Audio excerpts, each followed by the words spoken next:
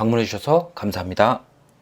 일전에 초예측이라는 책을 리뷰하면서 그때 나왔던 내용 중에 하나가 무용계급의 탄생이라는 그런 무시무시한 단어를 소개해드린 적이 있었죠. 이번에 리뷰해드릴 책이 초예측의 후속판 같은 그런 느낌이에요. 바로 자본주의의 미래는 어떻게 될 것인가에 대한 내용입니다. 그래서 이 내용에 대해서 유발 하라리를 비롯해서 뉴욕대 교수, 경제학 노벨상 수상자 등 5분이 모여서 앞으로의 미래에 대해서 이제 얘기한 내용들을 엮어서 책으로 나온 거예요. 근데 재밌는 점이 뭐냐면 이 5명이 공통적으로 얘기하는 부분이 있습니다. 공통적으로 우려를 표하는 부분이 있어서 이거를 묶어서 여러분들에게 소개를 드릴 거예요. 우선 저는 좀 재밌었던 내용이 뭐냐면 20세기에는 자본주의와 공산주의가 서로 싸우던 시기였죠.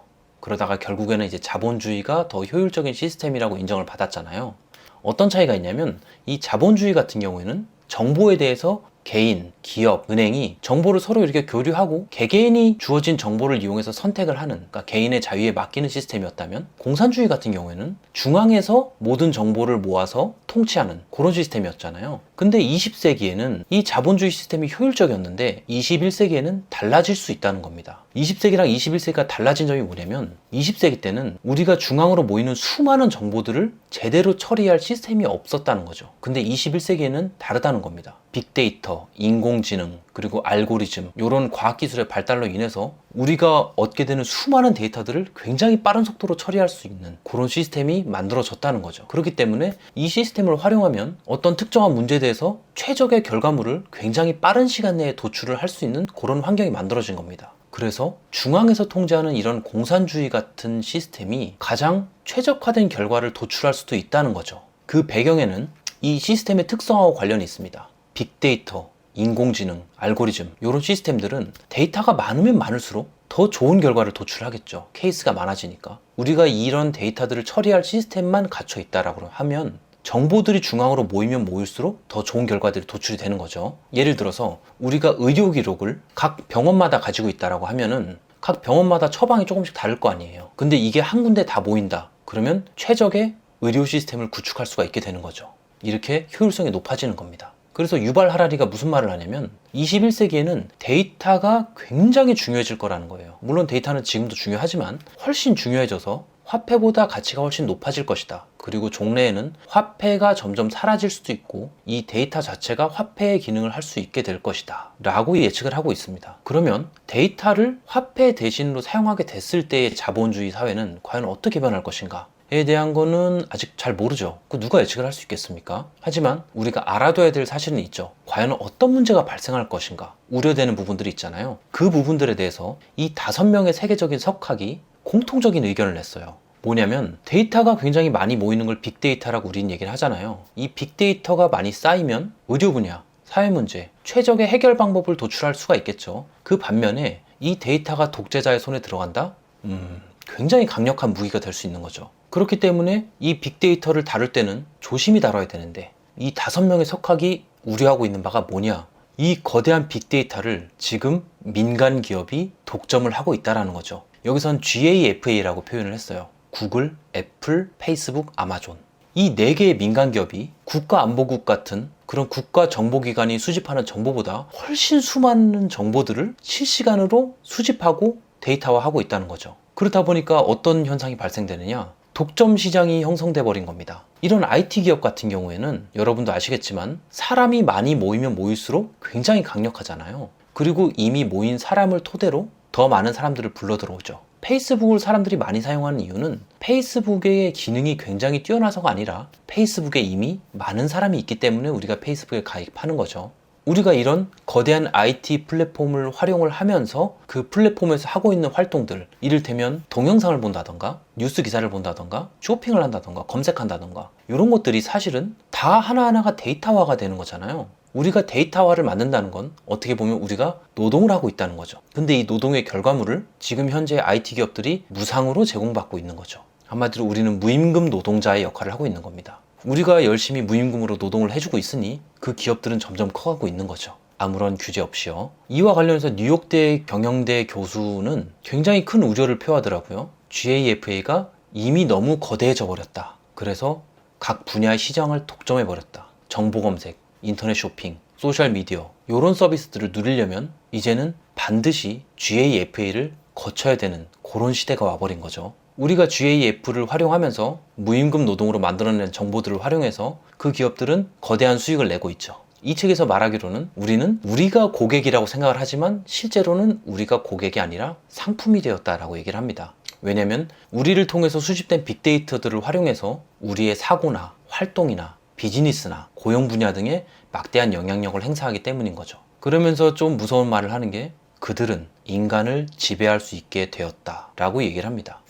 과장만은 아닌 것 같아요. 근데 우리는 이런 기업들의 위험성보다는 약간 혁신성을 찬양하고 기업 문화를 찬양하고 그러잖아요. 근데 사실은 그렇게 좋은 기업만은 아니라는 거죠. 이 GAFA는 국가의 보조금이나 세제 혜택 등을 받으면서 커가고 있는데 사실은 적절하지 않은 거죠. 그 일례로 나타난 게 이런 겁니다. 2008년 이후에 10년간 월마트 같은 경우에는 거의 70조 가까운 돈을 법인 세금으로 냈는데 아마존 같은 경우에는 1조 4천억 밖에 내지 않았다. 왜? 법인세를 내려고 하면은 일단 특정 지역에 실물이 있어야 되는데 이런 기업들 같은 경우에는 글로벌 기업이기 때문에 특정 지역에 한정돼서 존재하는 게 아니라는 거죠. 그래서 이 법인세 망을 교묘히 빠져나갈 수 있다는 겁니다.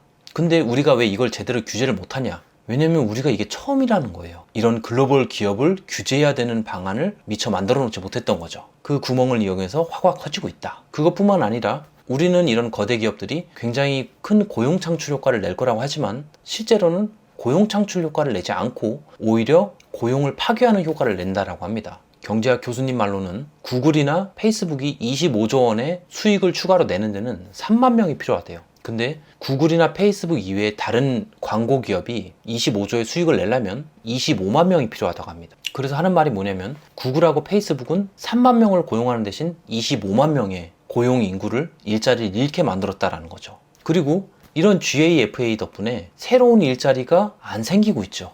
전자상거래, 검색엔진, 소셜미디어 이런 분야로 신규 기업들이 성장을 하지 못하는 환경이 만들어져 버린 겁니다. 독점 환경이 만들어져 버린 거죠. 왜냐면 누가 이런 분야에다가 기업을 세우겠어요.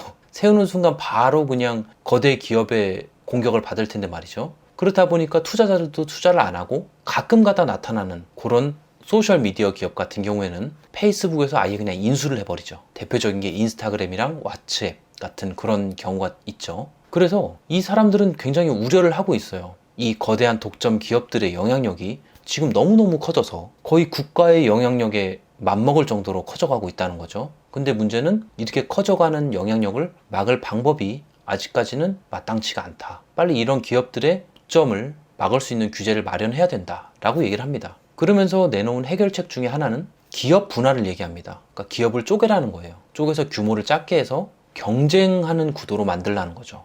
우리는 생각하면 기업을 쪼개면 영향력이 작아져서 오히려 사회나 경제가 타격을 입지 않을까라고 생각을 하지만 실제로는 아니라는 거예요. 1980년대 그 통신사업인 AT&T 같은 경우에는 통신사업의 80%를 독점을 했었는데 규제에 의해서 8개로 분할된 이후에 경제가 타격을 받기는커녕 더 눈부시게 성장했다는 거죠. 왜? 서로 경쟁을 하면서 나타나는 혁신들이 있고 그것들이 경제 발전의 초석이 될 수 있었다는 겁니다.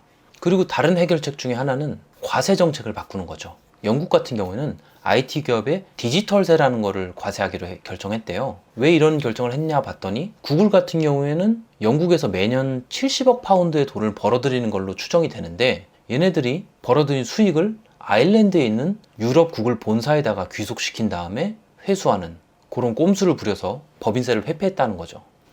저 같은 경우에는 뭔가 책을 읽으면은 이게 나한테 어떤 식으로 영향을 미칠까에 대한 고민들을 좀 하는데 제 개인적인 생각으로는 데이터를 확보하는 게 굉장히 중요하겠구나 라는 생각이 들더라고요. 물론 우리가 뭐 빅데이터 전문가가 돼서 데이터를 우리가 쟁여놓고 있으라는 그런 얘기는 아니죠. 제가 생각하는 데이터라는 거는 지식과 정보를 얘기하는데 이 지식과 정보를 가지고 있어야 된다는 거죠. 물론 예전에도 이런 지식과 정보를 이용해서 돈을 벌 수가 있죠. 강의를 한다든지 아니면 책을 쓴다든지.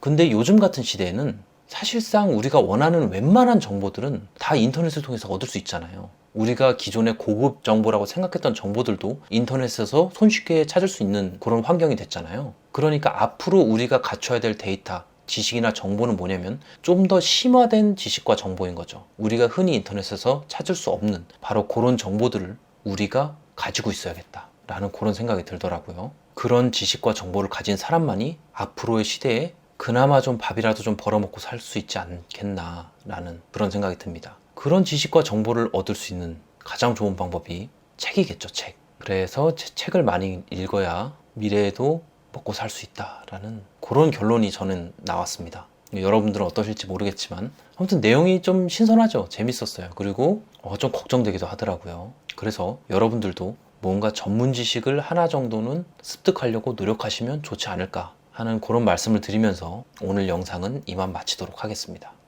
그럼 좋은 하루 되시고요. 시청해주셔서 감사합니다.